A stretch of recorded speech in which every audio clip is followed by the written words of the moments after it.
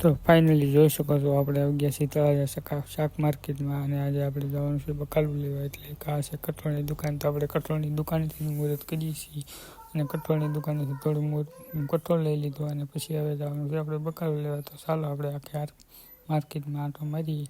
જોઈ શકો છો તમે આ છે તળાજાની શાક માર્કેટ અને બહુ માણસ આવે છે બકાલું વેચવાથી અને લેવા પણ આવે છે બહુ. અને સાંજના સમયે તો બહુ જ ભરતી હોય કે દાડિયાના બધા માણસો આવે ને બધા છૂટે એટલે બધા આવે લેવા અને બધી વસ્તુ મળે અહીંયા એક જ ઠેકાણે. એટલી બધી દુકાનો છે અને દુકાનો પણ બહુ છે અને માર્કેટ પણ બહુ મોટી છે. તો જોઈ શકો છો કેટલું પબ્લિક છે, ભૂકા કાઢે એટલું પબ્લિક છે આજે.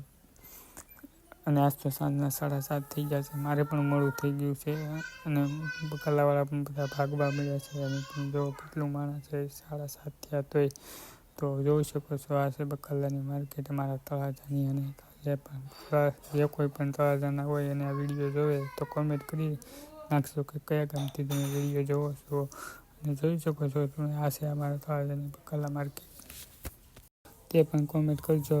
અને કોણ કોણ અહીં બકાલું વેચવા પણ આવે છે તેને પણ કોમેન્ટ કરી દેજો ભાઈ. બહુ માણસ છે અહીં બકાલું લેવાવાળા અને ઘણા ખરા તો વૈયા ગયા છે બકાલું વેચી અને થોડા વેળા છે કેમ કે બહુ મોડું થઈ ગયું.